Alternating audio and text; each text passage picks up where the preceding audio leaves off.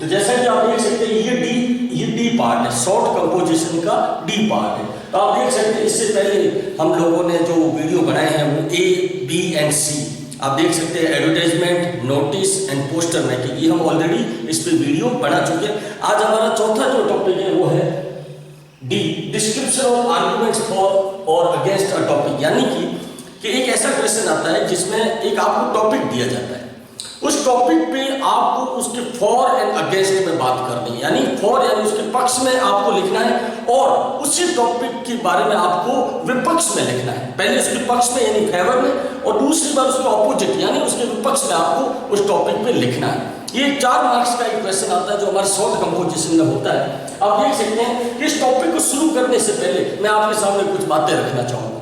देखो, कुछ हर टॉपिक के अपने अपने कुछ रूल्स होते हैं, अपने अपने कुछ पॉइंट्स होते हैं जिनको हमें कॉन्सेप्ट वाइज हमारा उससे हमारा कॉन्सेप्ट क्लियर रहता है और हम उस क्वेश्चन को अच्छे से कर भी सकते हैं। अब देखते हैं इसके भी कुछ पॉइंट्स हैं, कुछ बातें हैं, कुछ रूल्स हैं जो अपन को ध्यान रखना है। जो आप देख सकते हैं पहले जो वो पॉइंट वो क्या है, इट शुड बी ऑथेंटिक, यानी एकदम ये विश्वसनीय होना चाहिए कि जब भी किसी टॉपिक पे आप फॉर एंड अगेंस्ट पक्ष और विपक्ष पे उस पर राइटिंग करते हैं कि उसके पक्ष में कुछ बोलना है, विपक्ष में कुछ बोलना है, जिसको हम राइटिंग में लिखते हैं, तो उसमें लिखने के दौरान जो आप बातें, जो पक्ष में जो बात लिख रहे हैं या विपक्ष में लिख रहे हैं, वो बातें ऑथेंटिक होनी चाहिए, विश्वसनीय होनी चाहिए, उसमें कुछ भी फ्रॉड नहीं होना चाहिए, उस बातों में कोई भी मिलावट नहीं होनी चाहिए, एकदम ऑथेंटिक होना चाहिए, बिल्कुल वो परफेक्ट उसकी न्यूज है। फिर उसके बाद एक्यूरेट, बिल्कुल एकदम शुद्ध, एकदम सही बात। फिर है ट्रू, सच और एकदम रीजनेबल मतलब उचित, एकदम उचित बात आप कर रहे हो उस टॉपिक में, जो आप बात उसके पक्ष और विपक्ष में जो भी टॉपिक में आप अपने तथ्य दे रहे हो, प्रमाण दे रहे हो, वो आपके विश्वसनीय होने चाहिए, एकदम सही होने चाहिए, उचित होने चाहिए। फिर दूसरा इसका जो पॉइंट है वो है in the examination any topic can be asked to present, किसी भी एग्जाम में, जब भी बोर्ड एग्जाम में इस पर किसी टॉपिक पे जब इस तरह का सवाल क्वेश्चन अगर आता है तो वो क्वेश्चन हमेशा जो उसका टॉपिक रहेगा वो प्रेजेंट व्यूज, जो अभी वर्तमान में जो हालातों पे जो बात होती है, जो वर्तमान के जो टॉपिक है, जो अभी प्रेजेंट में जो समस्याएं चल रही है, उन समस्याओं पे ये टॉपिक का क्वेश्चन आता है। ठीक है, उसके बाद तीसरा पॉइंट है right on topic it's qualities and characteristic, कहने का मतलब कि इस टॉपिक पे जब क्वेश्चन आता है तो आप उस क्वेश्चन में मुख्य बातों को बहुत ही अच्छे ढंग से उन बातों को आप आगे लाइए जिसमें उस बात का वास्तव में कोई वजन हो, कोई उसका उचित कोई मूल्य हो, बात में दम होना चाहिए और उसको अच्छे से आप एक अच्छे प्रेजेंटेशन के साथ, एक स्टार्टिंग लाइन के साथ उसको लिखें, है ना, उसके मुख्य बिंदुओं को उजागर करें जिसमें एकदम ऑथेंटिक होना चाहिए। फिर if you write to in opposition then tell its demerits. अब यार क्या होता है, जब भी आप इस टॉपिक के क्वेश्चन को देखते हैं तो उसके फॉर यानी पक्ष में भी आप लाइंस लिखते हैं और विपक्ष में भी यानी अगेंस्ट में भी लाइंस लिखते हैं। तो अगेंस्ट यानी विपक्ष में जब लाइंस लिखें तो हमेशा आपने जो पक्ष में बोला ना उसके ऑपोजिट विपक्ष में आप उसको डीमेरिट्स यानी उसकी हानियां बताइए, नुकसान बताइए कि भाई ये टॉपिक, भाई इस चीज पर आपने पक्ष में लिखा लेकिन इसका नुकसान क्या है, वो नुकसान। अब विपक्ष में हमेशा आप नुकसान दिखाते हैं तो नुकसान को आपको दिखाना है, डीमेरिट्स बातों को दिखाना है। फिर है यूज सिंपल लैंग्वेज, राइट इन 50 वर्ड्स। हमेशा अगर इस टॉपिक पे शॉर्ट कंपोजिशन के हिंदी टॉपिक का क्वेश्चन अगर आपके बोर्ड एग्जाम में आता है तो आप देखिए कि ऐसे में सिर्फ 50 वर्ड्स के नियर अबाउट 50 वर्ड्स में आपको 5 से 5.5 लाइनों में आपको ये शॉर्ट कंपोजिशन का जो ये अगर इस सेक्शन का क्वेश्चन आता है तो शॉर्ट कंपोजिशन में आपको ये लिखना है, पहली चीज। दूसरी चीज कि आपको इसमें बिल्कुल सिंपल लैंग्वेज का प्रयोग करना है और ये 50 वर्ड्स के अंदर होना चाहिए। अब देखिए कुछ ऐसे टॉपिक्स हैं जो मैं आपके सामने रखना चाहूंगा, आप वो टॉपिक्स देख सकते हैं कि प्रेजेंट व्यूज में, वर्तमान परिप्रेक्ष्य में ऐसे कौन से टॉपिक है जिसपे ये डिस्क्रिप्शन आते हैं, जो हमारे बोर्ड एग्जाम में ऐसे कौन से टॉपिक है जिसमें ज्यादातर ऐसे डिस्क्रिप्शन आते हैं फॉर एंड अगेंस्ट में। तो देख सकते हैं जैसे मैंने कुछ यहाँ पे टॉपिक लिखे भी हैं, अब देख सकते हैं science is God, internet, money is everything, health is wealth, traffic rules, rural life and urban life यानी ग्रामीण जीवन और शहरी जीवन, और फिर उसके बाद देख सकते हैं टेलीविजन। और इसके अलावा और भी ऐसे कई सारे टॉपिक्स हैं जिस पे हम डिबेट कर सकते हैं, जिस पे हम इश्यू पे चर्चा कर सकते हैं, डिस्क्रिप्शन कर सकते हैं, ऐसे बहुत सारे और भी काफी टॉपिक हैं। और इनमें से किसी भी हमारे एग्जाम में एक सवाल आता है और हमें उस पर फॉर एंड अगेंस्ट में हमें उसको उस पर लिखना होता है 50 वर्ड्स में। तो आप देख सकते हैं कि अब हम इसमें आगे देखेंगे कि किस तरह से इसका फॉर्मेट है और उस फॉर्मेट के तहत हम किस तरह उसको फॉर एंड अगेंस्ट में इसको बना सकते हैं। आगे आप इसका फॉर्मेट देखेंगे। अब हम आगे देखेंगे, जैसे कि आप देख सकते हैं कि जैसे कि मैंने अभी आपको डिस्क्रिप्शन ऑफ आर्गूमेंट्स और फॉर के लिए अभी मैंने आपको कुछ रूल्स बताए, कुछ बातें बताई कि एक इस टॉपिक पे जब भी हम राइटिंग में अगर जब इसको करेंगे तो उसके लिए कुछ ज़रूरी बातें हैं। वो बातें क्या हमने उसको अच्छे से समझा कि जो उसके मेन पॉइंट्स हैं कि इसका हमारा कॉन्सेप्ट क्लियर होना चाहिए कि इसको किस तरीके से बनाया जाए और उसमें क्या क्या बातें होनी चाहिए, कितना ऑथेंटिक होना चाहिए। अब उसके बाद आगे देखते हैं कि मैं आपसे आगे मैं बताना चाह रहा हूँ इसका फॉर्मेट। इसका जो फॉर्मेट है वो बहुत इंपॉर्टेंट है। राइटिंग सेक्शन में हर टॉपिक का एक फॉर्मेट होता है। उस फॉर्मेट के अकॉर्डिंग फॉर्मेट को आधार बना के उसको मीडियम बना के आप उसको राइटिंग सेक्शन को अच्छे से कर सकते हैं। तो इसमें भी एक फॉर्मेट है, जैसे आप देख सकते हैं कि इसके फॉर्मेट जो दो तरह के होते हैं। एक तो फॉर्मेट है फॉर के रूप में और एक है अगेंस्ट के रूप में। आप ये देख सकते हैं बिल्कुल फॉर और अगेंस्ट के रूप में, एक फॉर और दूसरा है अगेंस्ट। ये दो फॉर्मेट है, इनको आप बहुत ध्यान से देखें कि जो फॉर का जो फॉर्मेट है वो ये है कि जब आप इसके पक्ष में, आपको इसके पक्ष में कम से कम 3 लाइनें आपको इसके पक्ष में बतानी है, 3 लाइनें, और 3 लाइनें आपको बतानी है इसके अगेंस्ट यानी इसके विपक्ष में। तो 3 पक्ष में और 3 विपक्ष में, इस तरीके से आपको ये आर्गुमेंटिव डिस्क्रिप्शन तैयार करना है राइटिंग में, जो कि 4 मार्क्स का है। आप समझ सकते हैं, मैं आपको बता चुका हूँ, जो कि शॉर्ट कंपोजिशन में टोटल 5 टॉपिक होते हैं, जिसमें ये चौथे नंबर का टॉपिक है।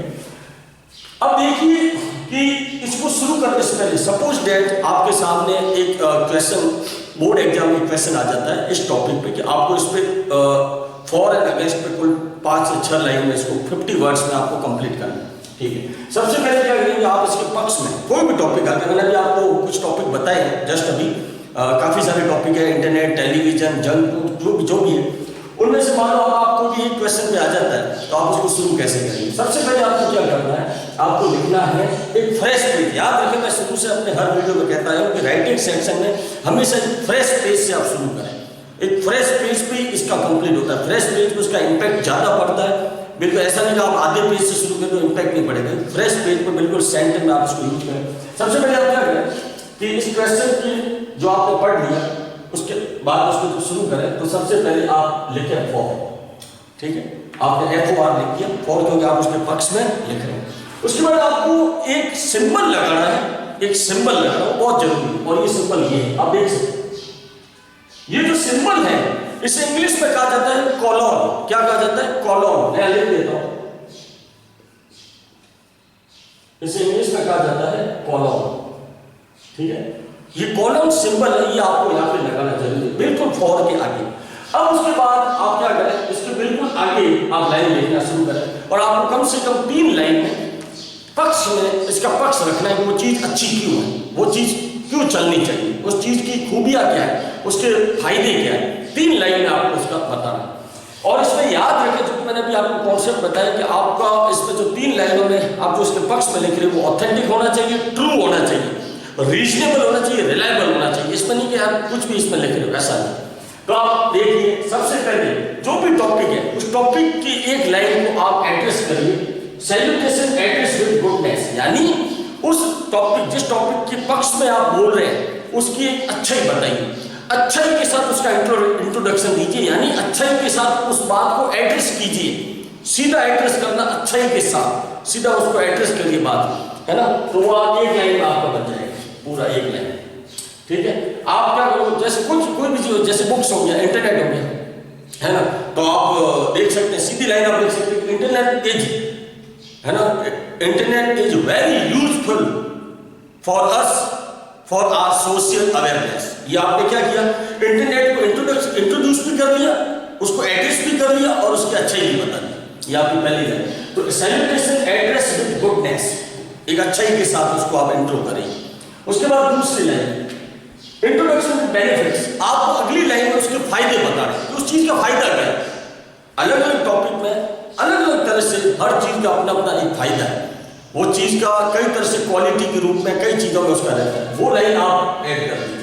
अब जो तीसरी लाइन है, वो तीसरी लाइन आपको तो बनानी है, तो तीसरी लाइन आप जो बनाओगे आप उसको पहले देखो कि आप फॉर्मेट में उस लाइन को क्या आप उसके आधार पर कैसे बढ़ाएंगे। पहले फॉर्मेट में आप देखिए, why it's renowned and eminent express your own words, यानी कि जिस चीज के आप पक्ष में बोल रहे हैं उसका प्रेजेंट में उस चीज का महत्व कितना है, वो कितनी ज्यादा प्रचलन में है, कितना अच्छा उसका फायदा है, कितना ज्यादा वो इंपैक्टफुल है।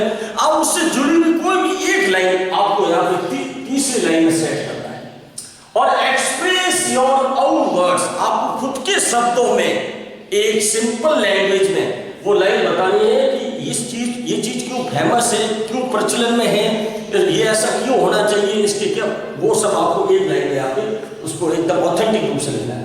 अब देखो थर्ड एंड फोर्थ लाइन में मैं आपसे डिस्कस करना चाहूंगा व्हाई इट्स कीप गोइंग, कि इसको क्यों लगातार चलते रहना चाहिए, इसके पक्ष में, क्योंकि आप पक्ष में लिख रहे हो तो इन दोनों में से कोई भी एक लाइन आप लिख सकते हैं। अगर आप ये ऊपर वाला भी अगर आपके सही बैठ रहा है कि भाई ये चीज का फायदा क्या है, इस चीज को क्यों होना चाहिए, वो आपने अगर लिख दिया तो इसकी जरूरत नहीं है।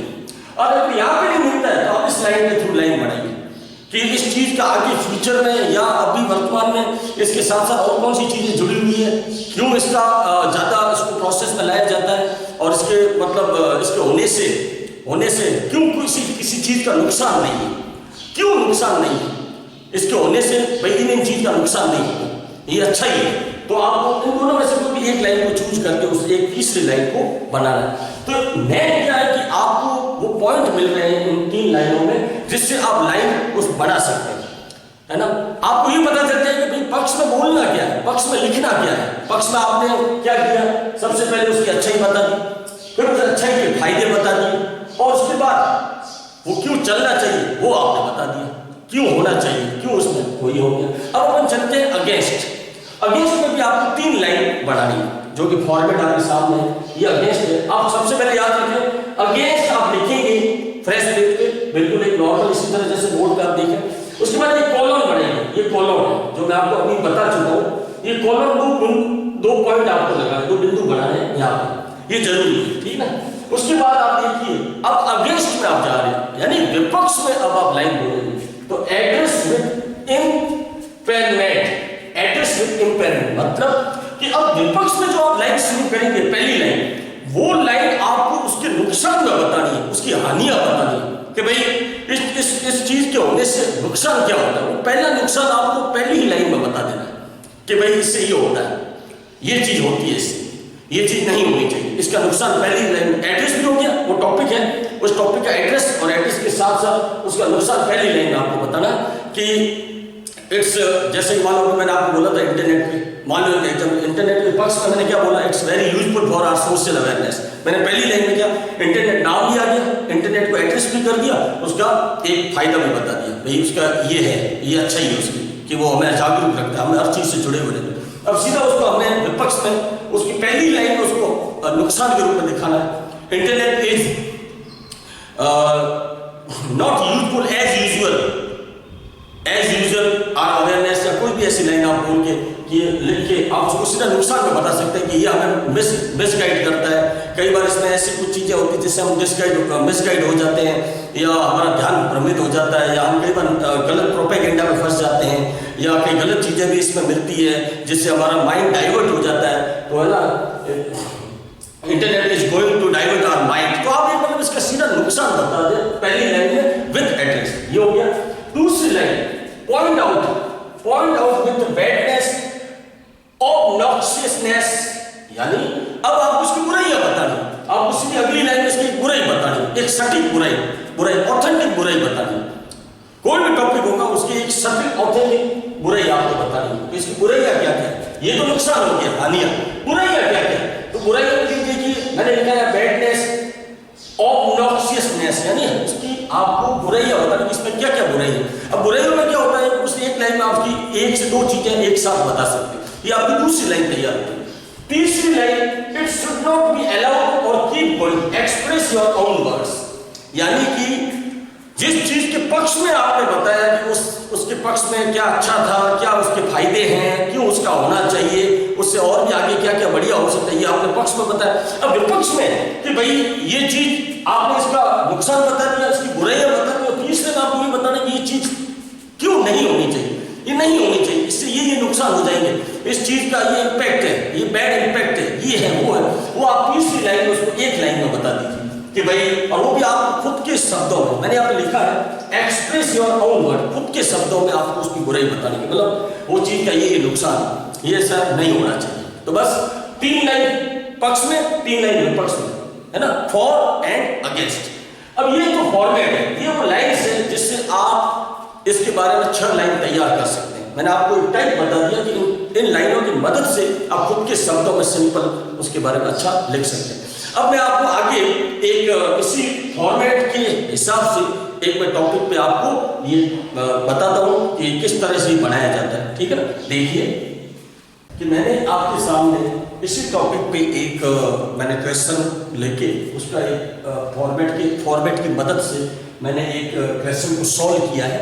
और वो क्वेश्चन क्या है, आप क्वेश्चन देखिए, urban life versus rural life, urban life versus rural life, यानी शहरी जीवन बनाम ग्रामीण जीवन। इन दोनों में अगर थोड़ा कंपेयर करें तो शहरी जीवन और ग्रामीण जीवन, इन दोनों पे आपको थोड़ा पक्ष और विपक्ष पे चर्चा करनी है कि शहरी जीवन किन मायनों में अच्छा है, और वापस शहरी जीवन की तुलना अगर गांव से करें तो किन मायनों में शहरी जीवन गांव से थोड़ा निम्नतर है। और पक्ष में आपको बताना है कि शहरी जीवन ग्रामीण की तुलना में क्यों बेहतर है, दूसरे में अगेंस्ट में आपको बताना है कि ग्रामीण जीवन शहरी जीवन की तुलना में क्यों अच्छा है। तो आप देखिए, मैंने अभी थोड़ी देर पहले आपको जो फॉर्मेट बताया, हम उसी को आधार लेके, उसी की लाइन्स को लेके हमने मैंने जो urban life versus rural life का जो एक कॉन्सेप्ट आपके सामने लिखा है राइटिंग, आप सबसे पहले देखिए, मैंने आपको बताया है सबसे पहले आपको लिखना है फॉर, यानी इसके पक्ष में, फिर उसके बाद आपको कॉलम, एक कॉलम बनाना है, जैसे मैं आपको बता चुका हूँ, ये ऐसे 2 बिंदु आपको लगाने हैं जो बिल्कुल शार्पली दिखने भी चाहिए। सबसे पहली line, urban life in big cities, the facility of education, medical, amusement and mixed culture. आपने क्या किया, मैंने जैसे कि आपको बताया, सबसे पहले आपको टॉपिक को एड्रेस करना है, उसको इंट्रो करना है। आपने क्या किया, टॉपिक को इंट्रो कर लिया। टॉपिक क्या था, अर्बन लाइफ, ये आपने ले लिया urban life in big cities, ये आपने पहले इनको एड्रेस कर लिया। आप किस टॉपिक को आप चर्चा में ला रहे हो, किस पे आप पक्ष रख रहे हो, अर्बन लाइफ, अर्बन लाइफ का ये इंट्रो हो गया। उसके बाद अगली लाइन मैंने लिखी, the facilities of education, medical, amusement and mixed culture, यानी शहर में आपको चिकित्सा सुविधाएं, मनोरंजन के लिए काफी सारी चीजें मिलती हैं, आपको शैक्षिक सुविधाएं मिलती है ना, मिक्स्ड कल्चर होता है, सांस्कृतिक सब आदान प्रदान, कई चीजों का मिक्स कल्चर होता है, पहनावे में आपको काफी जगह छूट होती है, सब कुछ एक खुला खुला माहौल होता है। तो आप देख सकते हैं मैंने उस लाइन को, मतलब इसकी जो अच्छाइयाँ थी उसको मैंने आपके सामने अगली लाइन में उसको रख दिया। फिर आप देखिए, all amenities of life are readily available to us. अब मैंने क्या है, मैंने आपको जैसे बताया कि आपको तीसरी लाइन में बताना है कि भाई शहरी जीवन में कि भाई कोई भी चीज क्यों चलनी चाहिए, ऐसा क्यों है कि उसके मतलब क्यों उसको प्रोसेस में होना चाहिए, वो हमारे लिए कितना अच्छा है, तो आगे उसका कैसा होना चाहिए और क्यों जरूरी, वो आपने अपने शब्दों में मैंने आपके सामने ये तीसरी लाइन जो बढ़ाई है, आप देखिए ये रहा, all amenities of life are readily available to us for our self development, city life is going to very well for us. मैंने ये अपने शब्दों में ये लास्ट वाली एक लाइन बढ़ाई है कि शहर में आपको सारी चीजें अवेलेबल मिलती है, किसी चीज के लिए भटकना नहीं पड़ता, सब कुछ अवेलेबल रहता है, और उसका बिल्कुल एक प्रोसेस होता है, सारा ऑनलाइन सिस्टम होता है। आप भी समझ सकते हैं कि सब ऑनलाइन ही सब होम डिलीवरी हो जाती है, ये हो जाता, वो जाता, हमें किसी चीज़ की अगर तलाश है तो हम बकायदा उसको सब कुछ मतलब हमें मिल सकता है। तो हमें आपने उसको तीसरी लाइन में मैंने तकरीबन ये डेढ़ लाइन में इसको यहाँ पे एडजस्ट किया, आप देख सकते हैं सारा कुछ। तो इस तरीके से 3 लाइन में मतलब जो 3 फॉर्मेट के टॉपिक उसके आधार पर आप देख सकते हैं 1 2 3 ये 3 लाइन में हो गया, जो कि आपके पेज पे एकदम प्रॉपर आ जाता है और इसके पक्ष में आपने रख दिया। फिर इसके अगेंस्ट में आपको जाना है तो बिल्कुल फॉर्मेट जो भी आपने अभी थोड़ी देर पहले देखा, उस फॉर्मेट की लाइन्स के अकॉर्डिंग आपको 3 से 4 लाइन बनानी है। पहले आपको लिख देना है अगेंस्ट, फिर आपको कॉलम 2 बिंदु लगाने हैं। शुरू करते हैं, if we consider the real life of urban, address कर दिया। एड्रेस के साथ आपने पहली ही लाइन में इसको आपने एड्रेस करते हुए इसका एक नुकसान बता दिया, इसका एक नुकसान यानी हानि बता दी कि अगर हम विचार करें तो तो जो शहरी जीवन है वो इट्स ग्रेटेस्ट ड्रॉबैक, यानी अगर हम विचार करें, सही मायने में विचार करें, तो शहरी जीवन में ग्रामीण जीवन की तुलना में बहुत ज्यादा कमियां हैं। ये आपका एड्रेस 2 आपने इसका बता दिया। फिर आपने ये बताया इसकी, अब मैंने आपको अगली लाइन क्या बताई थी कि आपको इसकी बुराइयां बतानी है कि इसकी क्या बुराई है, क्यों ये सही नहीं है। तो इसमें अगली लाइन देखिए, the peace of mind as well as calm atmosphere of rural life is lost here, कि शहरी जीवन में वास्तव में देखा जाए तो जो ग्रामीण जीवन का जो एक शुद्ध वातावरण होता है, जो शुद्ध शांति होती है, वो शहरी जीवन में आपको नहीं मिलती अगर सही मायने में विचार करें। तो ये आपने क्या बताया, शहरी जीवन की बुराई बताई, विपक्ष में बुराई बताई है, ये इसमें आपको बुराई है। और लास्ट में जाके कि भाई it should not be allowed, क्यों नहीं चलना चाहिए, क्यों वो ग्रामीण जीवन उससे बेहतर है शहरी जीवन की, तो उसके संबंध में आपको खुद के शब्दों में एक्सप्रेस योर ओन वर्ड्स, आपको ये तीसरी लाइन तैयार करनी है।